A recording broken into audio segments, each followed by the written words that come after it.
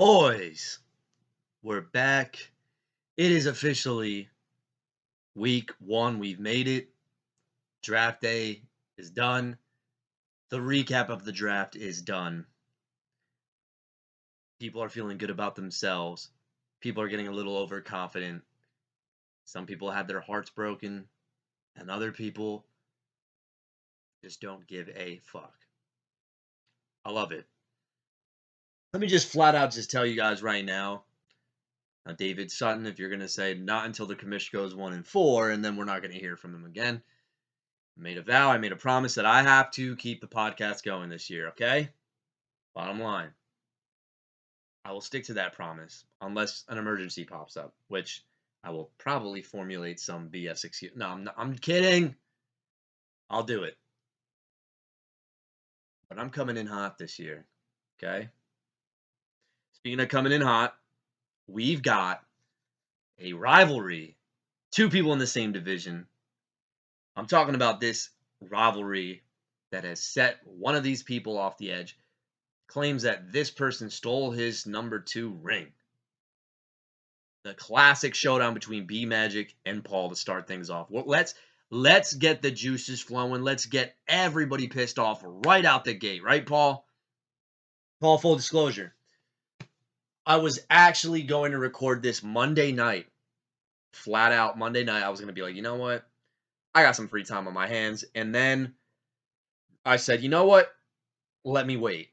I'm going to tell you what I did say about this, though, Paul. If I would have done this podcast on Monday night, I would have told you how Amon-Ra St. Brown and Travis Kelce are in the same game, and they're both probably going to combine for 50 points. You are going to give Beckham a good kiss goodnight and have probably the best sleep you've had in a while, my friend. Yeah. Paul, I was going to say that. No cap. But guess what? Guess what, pal? I can't do that.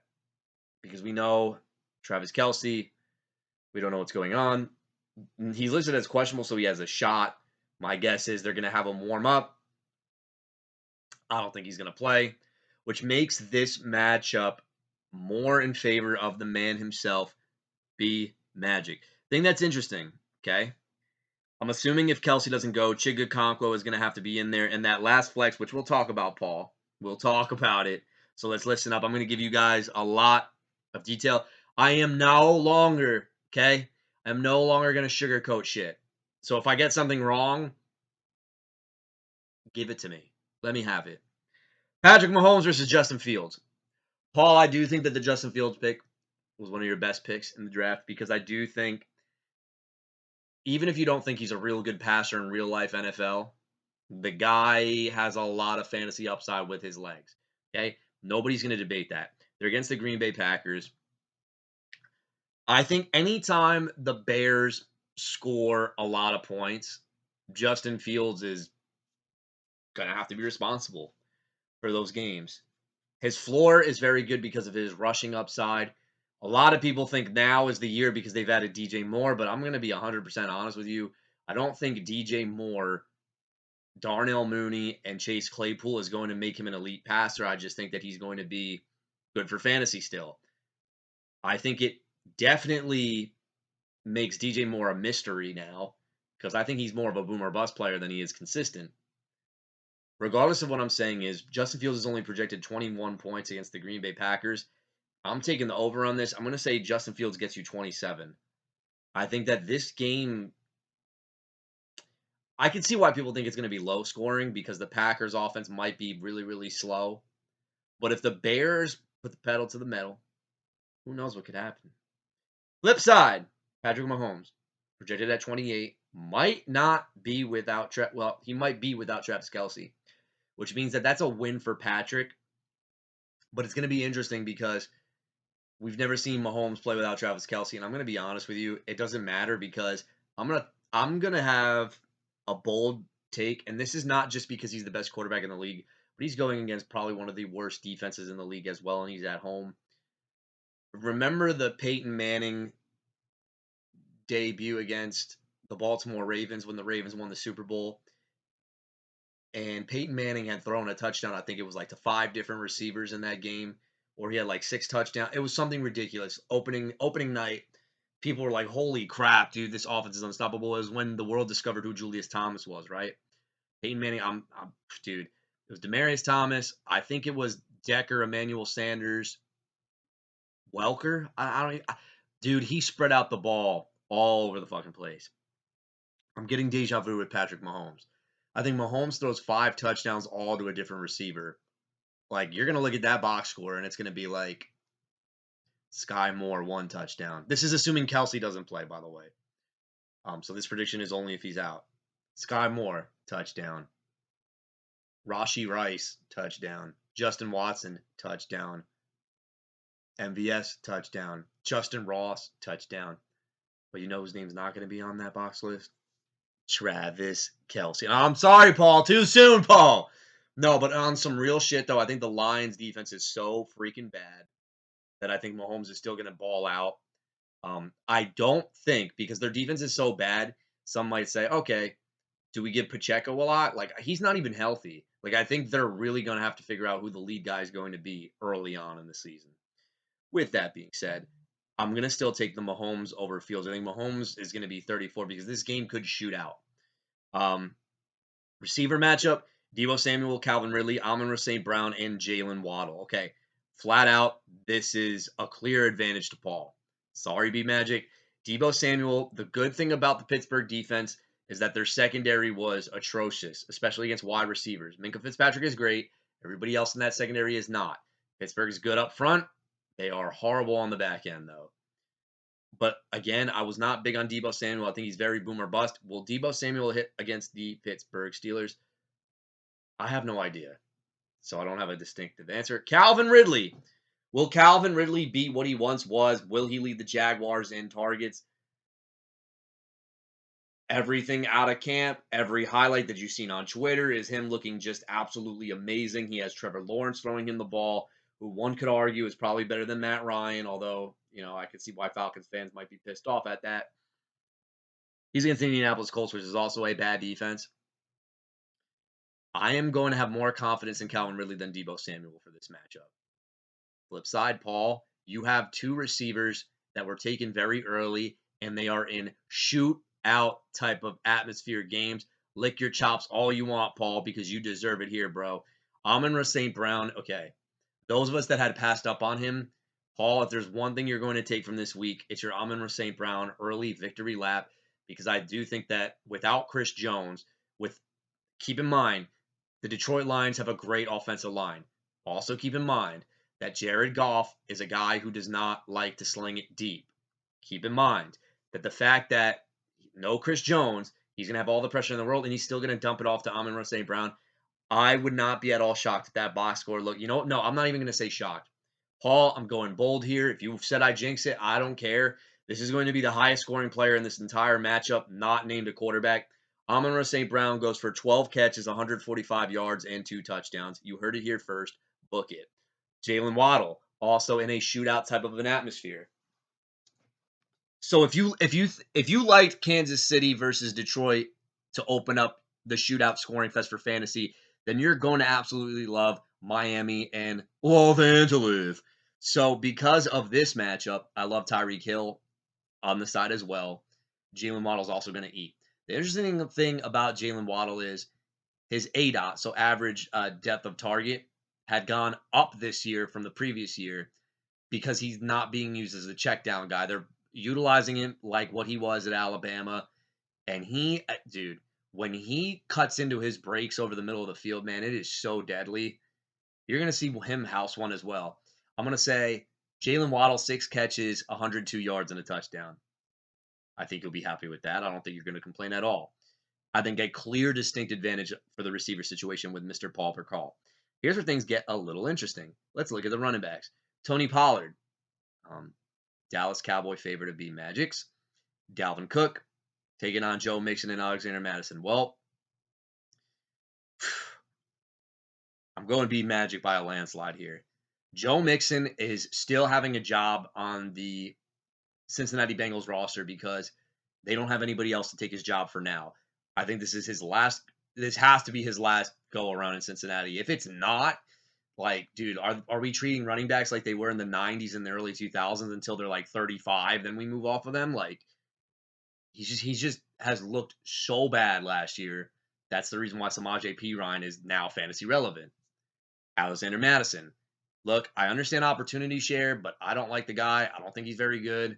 Um, I do expect, although people think he's going to be the workhorse, he's not. I think Ty Chandler or even the newly acquired Myles Gaskin gets involved as well. Tampa Bay has always been dominant up front. I don't think they were that dominant last year, though. Now that I'm sounding a little bit contradictory, dude, I'm sorry. I don't like Alexander Madison at all. Tony Pollard alone could have the potential to outscore Joe Mixon and Alexander Madison combined.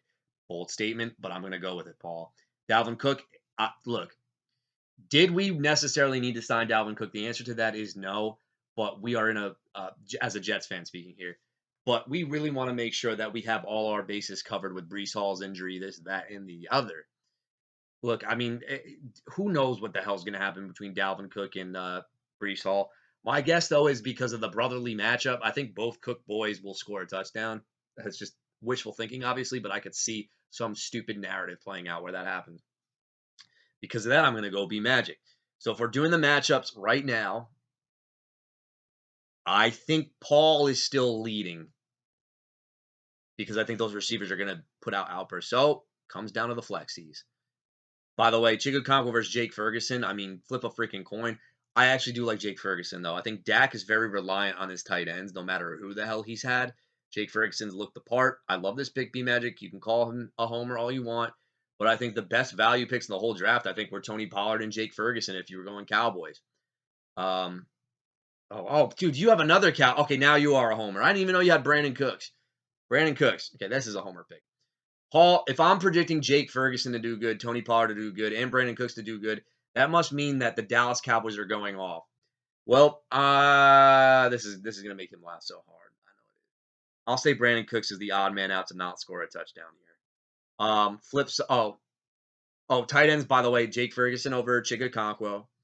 Brandon Cooks. Nah, I'm not that big on him. Zay Flowers. A lot of people are expecting the coming out party to start early. Now, I love every single Ravens receiver. I love every single Ravens receiver this year for fantasy football based on where you could get them. They're the one team that anybody could be the wide receiver one, and they were not priced at wide receiver one guys. They are absolute values. I think health-wise and talent-wise, Bateman is still better, but Zay Flowers looks really freaking good, and he actually might be the wide receiver one if he could stay on the freaking field. He's projected at 7. He might be the type of guy that might only get 3 catches, but will house one. And I think we're going to see that against a terrible Houston defense. I'm going to say touchdown for Zay Flowers. Now, Paul, Terry McLaurin, I haven't looked at his updates yet. Give me a second. He's limited. Well, being limited is better than not playing. So it looks like he's on track to go against a really shitty Arizona Cardinals defense. But if you know me, I'm big on Jahan Dotson, and it's not necessarily because I think McLaurin sucks. I just don't like paying for a guy. Like, he's like the DJ Moore tier. It's like, these are guys we wanted to be alphas, but in reality, they're like high-end wide receiver 2s. And he's kind of boring at this point. But it is Arizona, and if he's out there, you got to like your chances. Now, your last flex, dude, okay, I want you to listen to me carefully, okay? Play the man. You know who the fuck I'm talking about.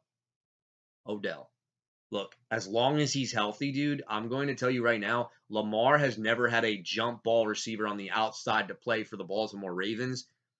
Odell Beckham is the best receiver he's ever played with. I don't care that he's my age now. I still think that, I'm not talking about Andrews. Bateman, I think, could, but he hasn't proven it yet. I know all this Rashad Bateman love. I know. Really, really gay for him, I guess. I don't know. Anyway, Odell Beckham. Okay, if you think that this man is not scoring week 1, Paul, get your head checked right now.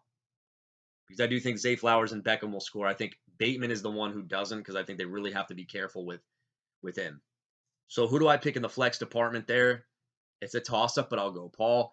Defensively, San Francisco against Pittsburgh.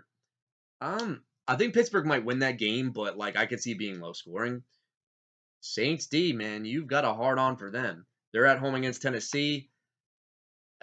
they let you down last year. I don't see why they might be able to stop Derrick Henry, but I don't know what else they're able to do. Give me San Fran. All right. It's time to pick a winner. B Magic. I actually think you're going to put up a solid week. You're projected at 109. I actually think you go higher than that. But there are two names that I can't get over, and it's Jalen Waddle and Amon-Ra St. Brown. I think despite Paul's running backs not doing anything for him that well, I think those two alone are going to put on a show.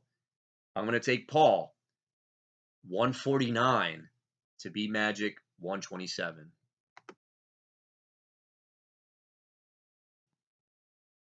I mean, it is rivalry week, and we cannot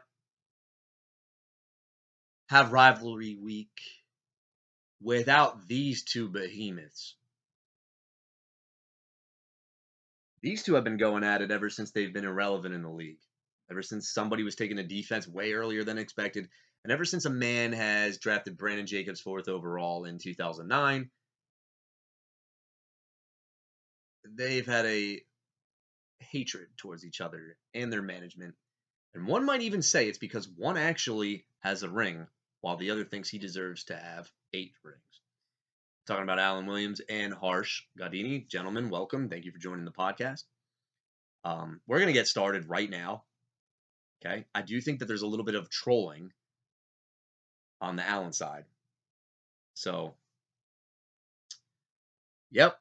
Oh, I said it. Jordan Love is getting the start. That is going to be changed at 12:59 p.m. on Sunday. He's going to get swapped in for Anthony Richardson. Whoa. Jordan Love, if he actually starts. Alan, you don't have the balls to start Jordan Love. But Harsh, you are going to have the man that everybody's going to fall in love with this year, and that's Justin Herbert. I do think that they have a better play caller this year for the man, and I actually think that all of his weapons right now, full arsenal of weapons ready to go in a game where Miami's defense is horrible. I think every quarterback will finish as a top 3 quarterback against. Okay, I'm getting a little bit out of control. Top 5.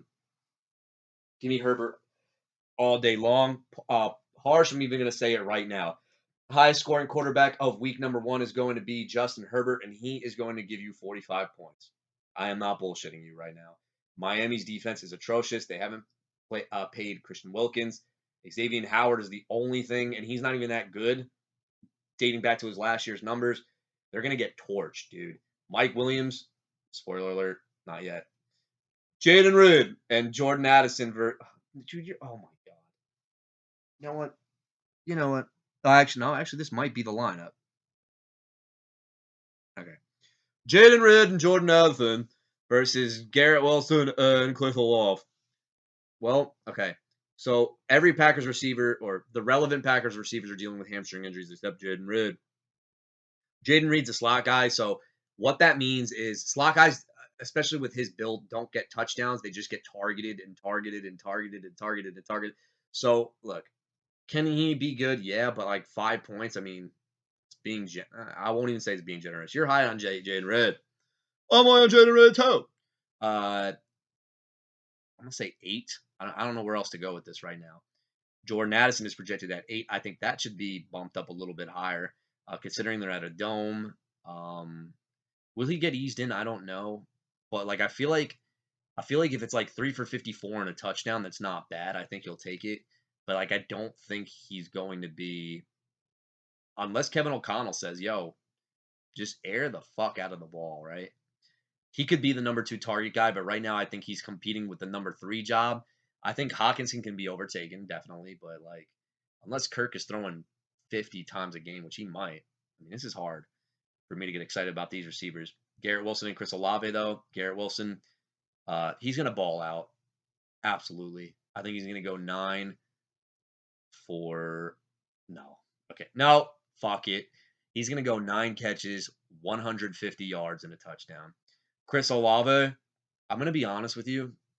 I like the man. Can he make it happen week 1? It's the Tennessee Titans. The answer is yes. Boop. Honestly, dude, I need to up my game. I don't even know who the starting corner on Tennessee is. So if I don't know who this freaking guy is, that probably means Chris Olave is going to score. Jahmyr Gibbs Thursday night. Allen, you're going to love what you see Thursday night. I can tell you that much. Travis Etienne, you're going to love what you see Sunday as well. Versus Damian Pierce and Jamal Williams. Well, the only thing Jamal Williams really has going for him is Keandre Miller keeps getting hurt. No Alvin Kamara. But the Tennessee rush defense, I believe, was pretty solid last year. If I'm not mistaken, they did not give up a lot of rushing touchdowns. But if this is a pure volume play, and so is kind of Damian Pierce. I think these guys are always going to be, if they're starting, they're always going to be like 8 to 10 range. Can both these, which means can they both get projected over 20 points? I think they can, but not by a lot. I think it's going to be like 23. Um, but dude, I'm taking the Allen backs light years ahead of what you got, Harsh. Advantage Allen. Luke Musgrave versus Tyler Higbee. Harsh, I think you drafted Higbee, and because of no Cooper Kupp, your projections went up to 114. This is a good play. I think this is the only reliable target that he has. Dude, Van Jefferson is just a guy. Puka Nacua is unproven, and Tutu Atwell kind of sucks. Yeah, I think things could go really south with the throw to. But for fantasy, it's good. Luke Musgrave, dude. Could you imagine if Watson and Dobbs are out and Allen is just rolling with his Green Bay stack, dude? Like, props to you. But I'm going Higbee. Jamar Chase and Marvin Mims Jr. versus who's that? Oh, Metcalf and Mike Williams. Okay. Jamar Chase will ball out. He'll get 25 points. Marvin Mims, can he catch a deep bomb against the Las Vegas Raiders? It's possible, but I mean, I'm not going to bank it on week one. Things I will bank on. The Rams defense is the worst defense in the entire freaking league, especially against the pass. The only thing that's really going to suck is if it's Lockett over Metcalf. That would really piss Harsh the fuck off. But I think Metcalf is going to get his. When Metcalf has an advantage, when it's like, dude, this guy is clearly towering over our scrub cornerbacks, those are the games where he just goes off. I think he goes off in this one. And speaking of a guy who could go off, Mike Williams. My bold prediction is this. If I had a team, obviously not Miami, because Miami's got two guys that'll probably finish in the top 10 for receivers. I think the Chargers this week could potentially have two guys that finish in the top 10 of receivers. The only way that does not happen is if Austin Eckler gets like 6 touchdowns, which anytime that man touches the ball, it's ridiculous. Oh, by the way, yeah, I'm going Harsh. Green Bay defense versus Commanders D. Commanders D streaming for the week for Vintage One. All right, I think I've said enough. I got to be honest here, Alan. I don't know if this is a troll job with Jordan Love, but you obviously like the guy a lot. Maybe you're waiting to see with Anthony Richardson. Maybe you're worried because he doesn't have weapons. Um, Richardson in theory looks like a great floor play for fantasy, but dude, who knows? So maybe this is legit. Kenneth Walker, we don't know the split situation, but I I wouldn't be surprised if he gets subbed in for Jaden Reed. That look Harsh. I think by the time the kickoff starts, I think Richardson and Kenneth Walker will be in the starting lineup. Which, by the way, if Walker has a good game, it's a great counter to the DK Metcalf play, but I don't think it's going to be enough. Alan, I like your team, but you're going to figure some shit out eventually, like you always do. Give me Harsh with the W. All right, boys. We've got the champ coming in at the number 3 spot of this week's matchups. Dealing with a lot of injuries and uncertainty early in the season is never a place you want to be. Can Alex Matika manage his way out of this? And he's taking on a very good friend of his in Patrick Ryan, who I just proclaimed could be this year's Alex Matica with his team. It's funny how like all this stuff just plays out, and then what do you know? Week 1 comes along. Boys. Welcome. It's great to see both of you listening to this podcast and listening to my takes, which some of them are going to be absolutely amazing, and then the rest are just going to be absolutely atrocious, and then I'm probably going to have to hear about it, whatever. I'm just doing my job. All right, we've got Alex Matika versus the man Patrick Ryan. Believe it or not, favored in this one. All right, kid. Jalen Hurts versus Lamar Jackson. Oh, dude. I love this matchup, dude. This is like, dude, if you're into fantasy points and scoring and you like quarterbacks who are mobile and can run in for a touchdown, well, you don't need fucking Cialis to get you hard for this, dude. Holy shit. Lamar Jackson and Jalen Hurts. Oh, dude. I think both of them are going to go off. Jalen Hurts is my quarterback one. I think he could have won the MVP last year if he didn't get hurt, point blank. Lamar Jackson against Houston, though, just looks like points are just going to go insane. Insane. Jalen Hurts, though, man, like the floor, I'm going to have to say a wash. I'm not scared about New England at all. I think Jalen Hurts is always going to get his. Lamar could, I think if you ask me which one has more opportunity to get 40, I got to go Lamar. But Jalen Hurts is no slouch in that department. Deontay Johnson and are we getting confirmation on Jerry Jeudy? He's limited. Dude, I thought this guy was supposed to be out for like 5. This is not a good sign. T. Higgins and Drake London, I'll take them over Jerry Jeudy and Deontay. Jerry Jeudy, I think, would have been in a good matchup, but the injury thing kind of makes me nervous. Deontay Johnson is always going to get you either 10 to 12, and if he scores a touchdown, it's going to be like 17, which is great. But flip side, T. Higgins against Cleveland. Yeah, I think he can score this week. Drake London, he's going to be the guy that we want to be so good, and I just think that he's always going to be stuck in like the 4th, 5th round range because there's going to be weeks where he looks like the fucking man, and then there's other weeks where it's like, why did we not throw to our best receiver?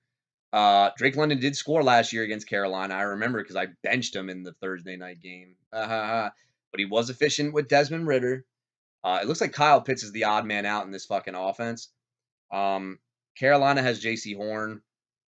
So I don't know what that means as far as matchup. J.C. Horn's nice. I'll still go Patrick just because his receivers are healthy. I know it's a cop-out, but I really don't have a strong lean here. Nick Chubb and Saquon Barkley versus Austin Eckler and Isaiah Pacheco. Chubb against Cincinnati. Will he be Chubb-like? Yes. Saquon Barkley versus Dallas. This could be dangerous. But it's Barkley, buddy.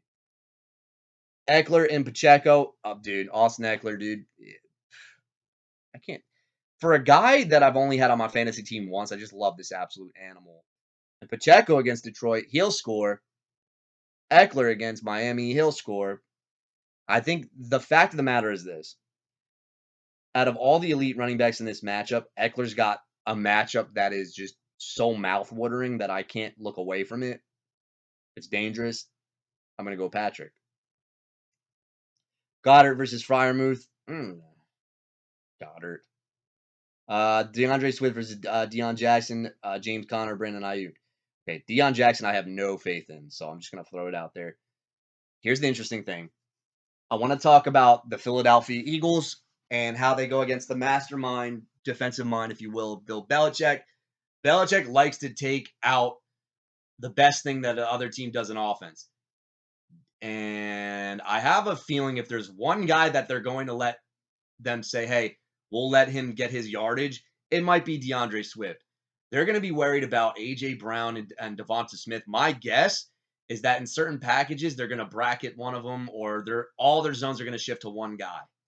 Now, it's hard when you have two guys that could be wide receiver ones on any other team. But, like, if you're that goes to my guard. Excuse me. Well, I'm so excited to explain this. I'm sorry, Alex Matika. Dallas Goedert, I actually think might have a good game because the middle of the field might be wide open. I think that they really try to take away A.J. Brown and Devonta Smith. Because that they're going to do that, I think that Goddard over the middle of the field might just have a field day. It's going to be like a really ugly, like it might be like 8 for 80, maybe not a touchdown, but you'll take that any day of the week. DeAndre Swift, on the other hand, they might let him get some running room, and then by the time they get into the red zone, then they're going to tighten up. I actually think Swift might look good. Now, last year, Swift opened up with a bang. He had like 20-plus points, and so did Jamal Williams. It was great to see both those guys. Dude, reminiscent about last year. Oh, my God. No. I think Swift actually looks the part as the Eagles starting running back in this one. Flip side, James Conner against Washington. Well, James Conner is just going to be a volume hog. He's probably going to lead the team in catches, which is, oh, my God, that's disgusting. James Conner. What to say about James Conner? I love the man.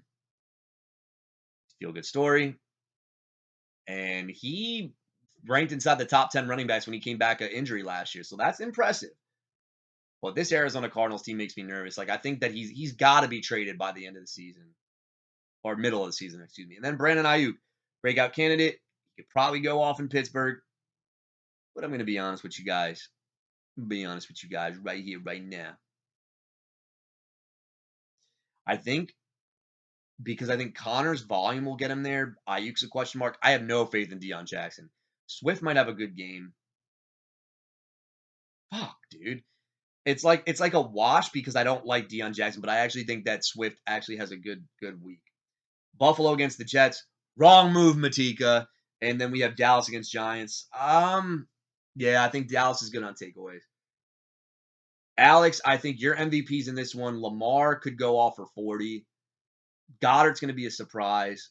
Swifty will kind of make people think about trading for him early on, and I actually think that's when you should sell him, to be honest. Like when he's at his highest, because I don't think that he's going to carry the load all season long. Chubb and Barkley will be all right, but I'm going to be honest.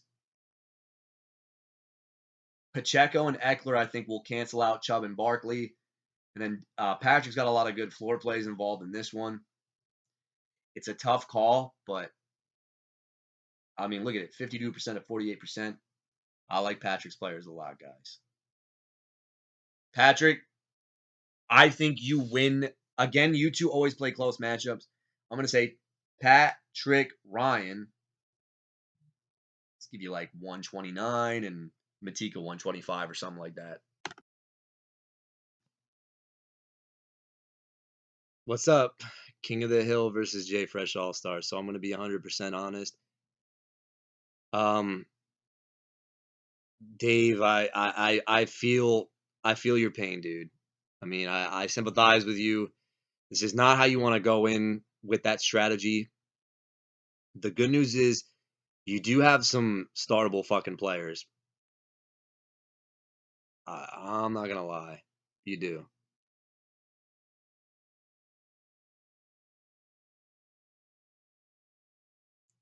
Sorry, I'm taking a deep breath. I'm just reading a whole bunch of texts and stuff.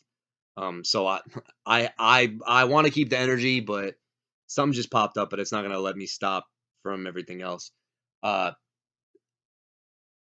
Trevor Lawrence versus Josh Allen. I'm gonna go T-Law just because the Jets D coming from Josh Allen. No, it'll be a wash.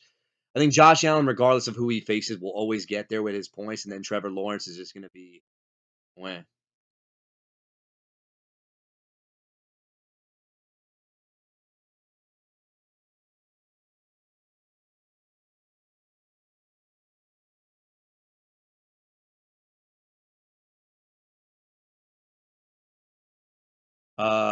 I'm sorry for the dramatic pauses, guys. Tyreek Hill and DeAndre Hopkins versus DJ Moore. Oh God, dude, this was my combination last year. Oh my God. DJ Moore and Elijah Moore versus Tyreek Hill and DeAndre Hopkins. I'm just gonna flat out say it. Landslide victory to David. And this isn't even because of DeAndre Hopkins as well. I just think Tyreek Hill is just gonna be amazing. Elijah Moore, I think, is just a. I know, Johnny, you're excited for him, but I think he's more of a floor play. I don't think he's that exciting. DJ Moore, sure. He might do good. I don't know why I'm getting all these clips. I guess I followed some Bears dude, and now I'm getting all these Bears clips on my Twitter feed of DJ Moore fucking killing cornerbacks, just killing fucking cornerbacks. No, I'm sorry. Jair Alexander from like 3 years ago when I had him on my team when it was like Kyle Allen throwing him the ball and DJ Moore got the best of Jair Alexander a lot. So take that for what it's worth, but I'm not.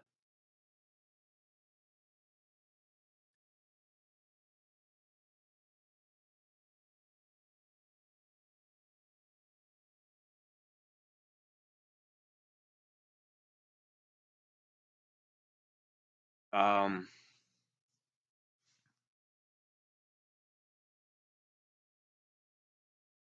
anyway, we're gonna keep it going.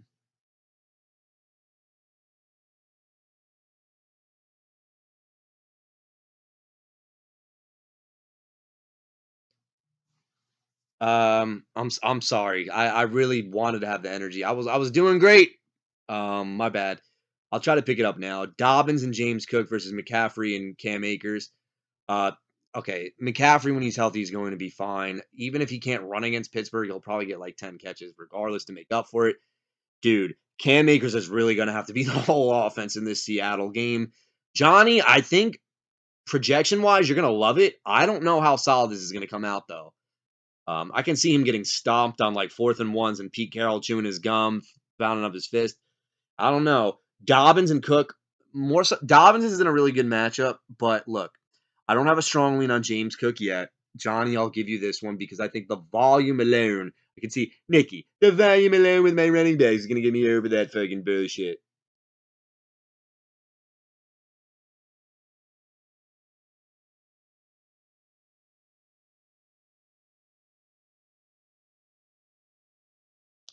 Kyle Pitts versus Mark Andrews. Mark Andrews every fucking day of the week. That's not even close.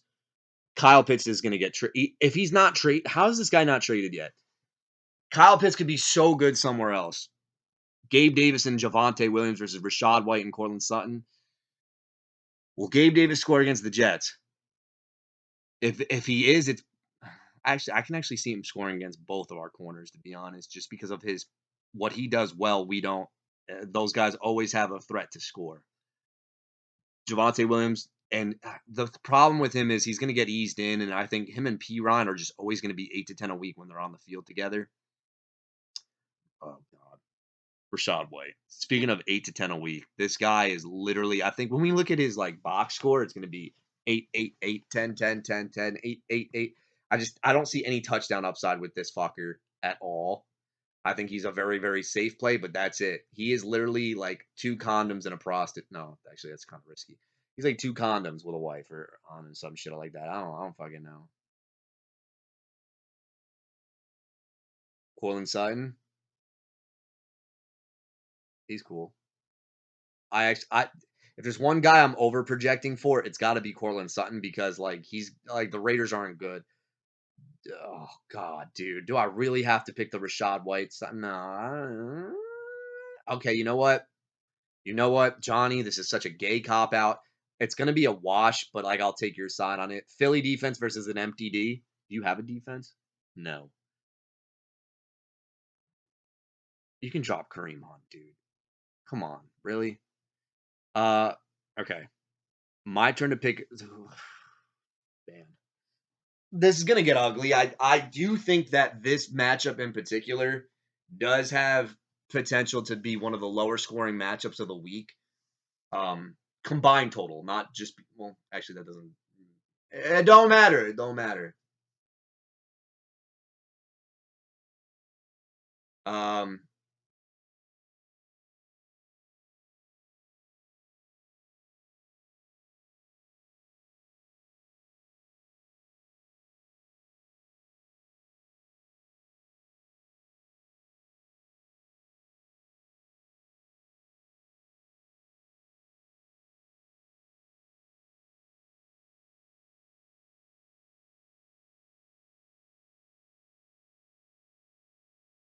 I don't have a strong lean on either of these teams.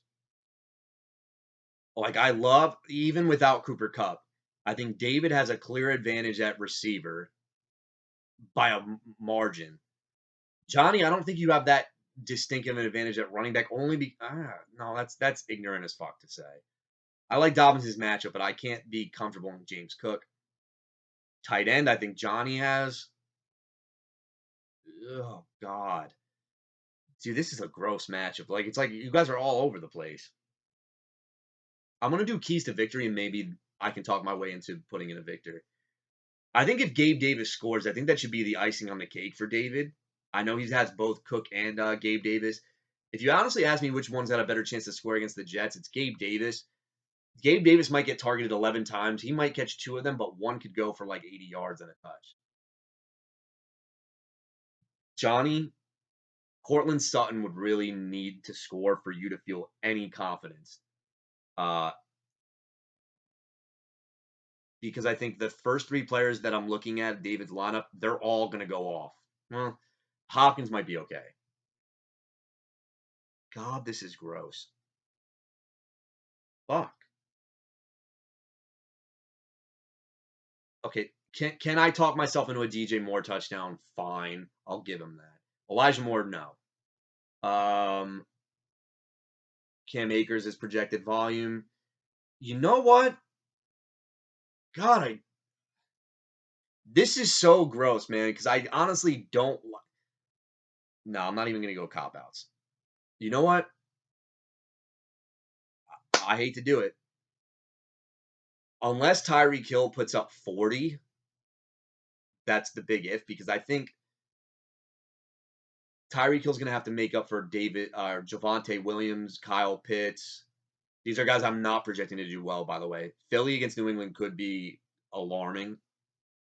The projected volume mixed in with some touchdown upside for Johnny, though, looks good for now. Yeah. I'm going to go Johnny over David, and it's going to be something like 117 to 108.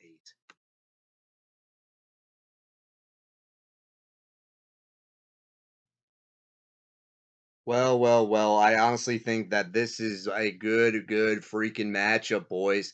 You got the man who got the A plus in the draft. Congratulations, Rob. Versus Andre.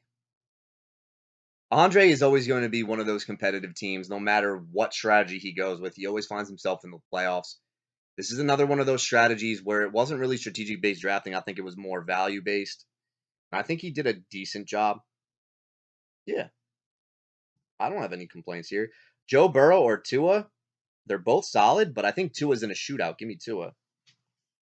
Uh, CeeDee Lamb and Chris Godwin versus Justin Jefferson and Devontae Adams.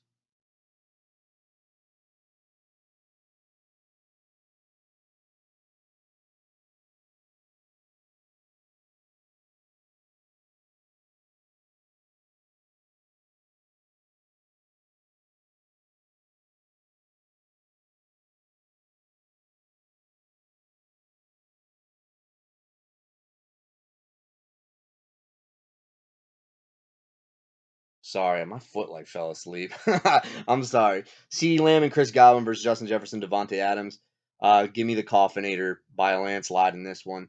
Bijan. Oh, by the way, Devontae Adams will be happy after week 1 because I think the Raiders will win. Bijan Robinson and Ramondre Stevenson versus Brees Hall and David Montgomery. David Montgomery might score 2 touchdowns, Rob. I'm not jinxing you at all. I think that's going to happen. Brees Hall, I can't confidently say bad or good. I can't do any of that shit.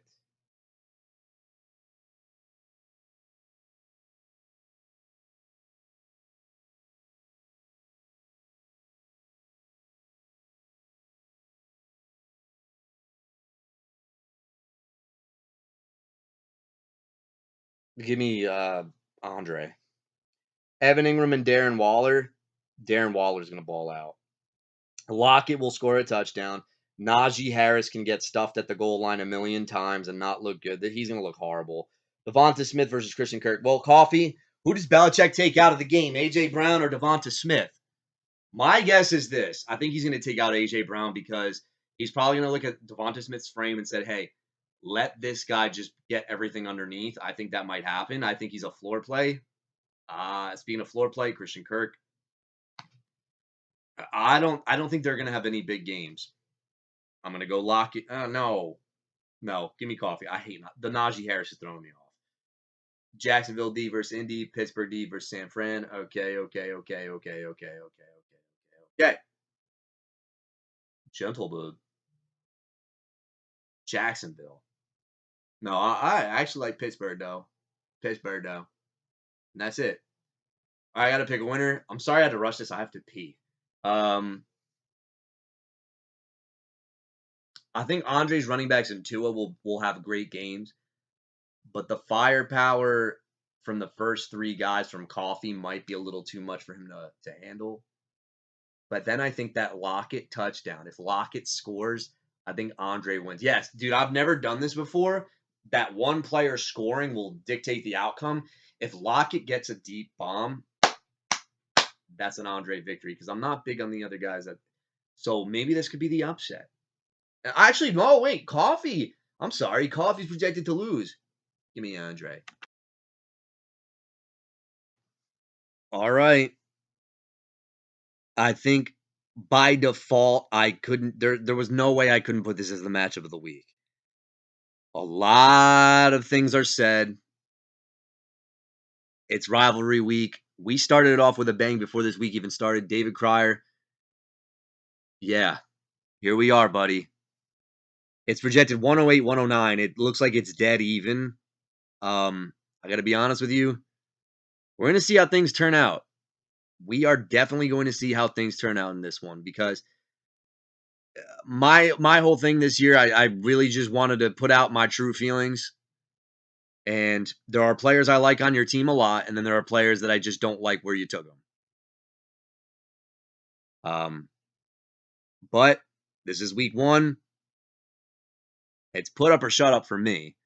In reality, you're sitting back nice. If you win, dude, all the props to you. I'll eat crow. Like, that is one thing I will do is if I hate on a team and they prove me wrong, I'll eat it and I'll say good job. Let's see how we do. Deshaun Watson versus Kirk Cousins. I'm going to be honest with you. I'm giving you this one. I don't feel confident in Deshaun Watson yet. He could suck, but Kirk Cousins is at home and it's 1 p.m. So when you do at home in a dome at 1 p.m., bingo.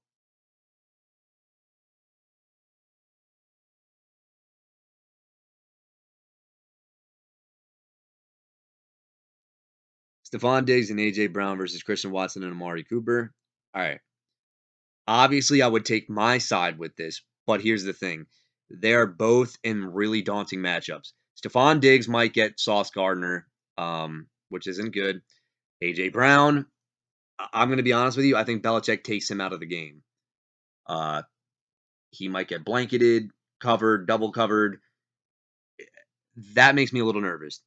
Amari Cooper, boom or bust. You're either going to get like 5 to 7 or you're going to get 22 points. Speaking of, Christian Watson. Now, I told you I loved that pick because I did not expect you to actually draft Christian Watson.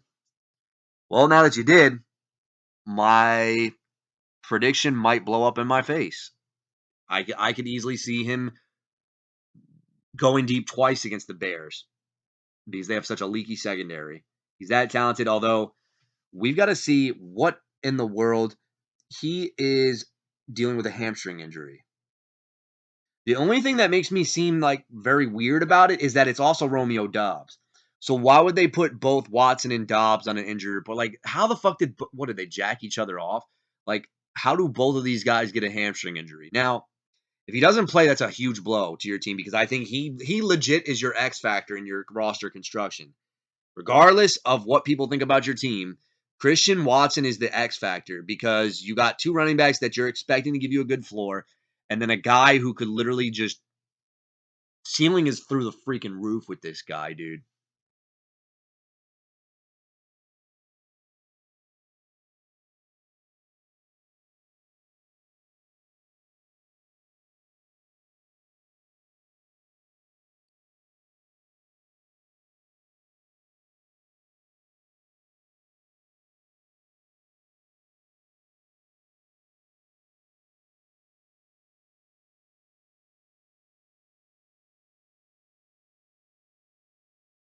Aaron Jones and Khalil Herbert versus Miles Sanders and Antonio Gibson.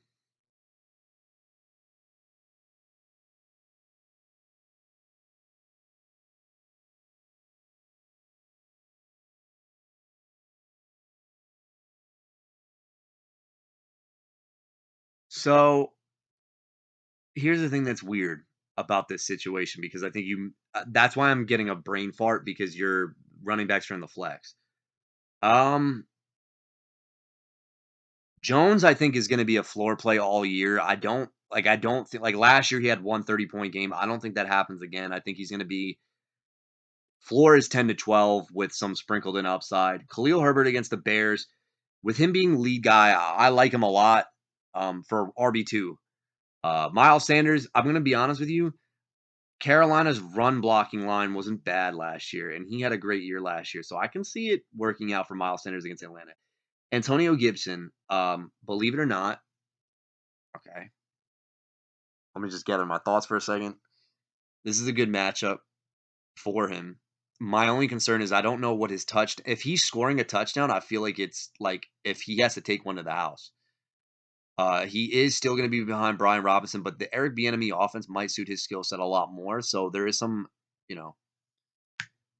optimism. That was the word I was looking for with Antonio Gibson. Hawkinson and I forgot I'm starting in Njoku. I might switch to Jawan Johnson, but your tight end is better than mine. I'm not going to front on that. Oh, I'm sorry. Flexes. I'm going to take my side with it. I like Miles Sanders. I actually think that Miles Sanders might have a chance to outscore Aaron Jones. But Khalil Herbert, I expect the Bears to win. And I think that they're going to have to lean on the run game because I don't think they want Fields throwing a million times a game. Here's where I like, okay, I'm gonna flat out tell you, Josh Jacobs, he's gonna ball out. Derrick Henry will hit his projections. I don't think he's gonna go massively over. Josh Jacobs is the one that scares me a little bit because his breakout coming out party last year was against the Denver Broncos, where he just went abysmal against these motherfuckers. And I can see that same thing happening again. On the flip side, Keenan Allen, I do think will be a top 10 receiver this week. I like him in a shootout against the Miami Dolphins. David, I'm probably going to go Jahan Dotson, only with Terry McLaurin being uncertain, and he's in a lot easier matchup. Jets D versus New England D. I think these are both good defenses with matchups that aren't ideal. If I had to make a coin flip, both of them are at home. Philly, though, has a better offense, in my opinion, than Buffalo as far as turnover-free football. But I am not giving a strong lean to this bullshit. David Krier. I am not going to pussy out, and I am not going to say, well, I don't know who's going to win after what I made. I have to actually make a pick here, so I'm going to do that for you. And this is not me. I'm not trolling by any means. I'm taking this seriously. The advantage, if your key to victory is this, if Cousins goes off, Hawkinson's got to get at least one touchdown. That's key number one. I think that Watson and Cooper, one of them's got to hit for a TD.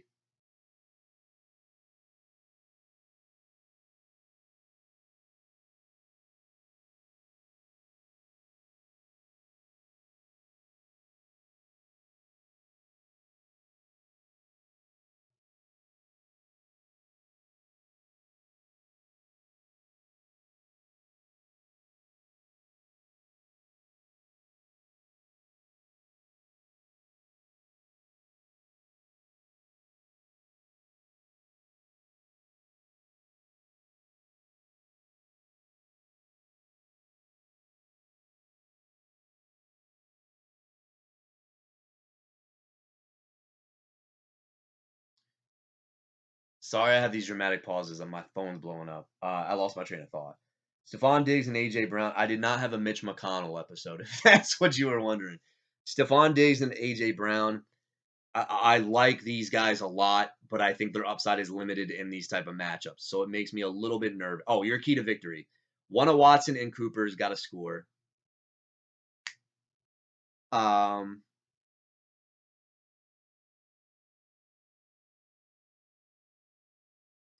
Miles Sanders, I think one of Sanders and Gibson's got to have a good game. I think if you can hit on one of your receivers, one of your flexes, but both of those running backs got to hit, and the tight ends got to hit. It's a lot to ask for, but it's possible. You're in great matchups this week. The only bad matchup you have, if I'm looking at it on paper, is Derrick Henry against New Orleans. Other than that, I don't see any bad matchups here. On the flip side, I think the talent of my team I like a lot better. They're just in tougher matchups. So that's why I think it's projected very, very evenly. Um, my key to victory, Watson at least has to break 20 plus. I know the last 2 weeks last year, he looked, I don't want to say decent, but from a fantasy perspective, if you want to call it that, sure. Stephon Diggs, he might be the X factor. I think this game is going to have to be decided Monday night, but the issue is if Diggs has a great game, that means my defense did not have a good game. So it could kind of counterbalance.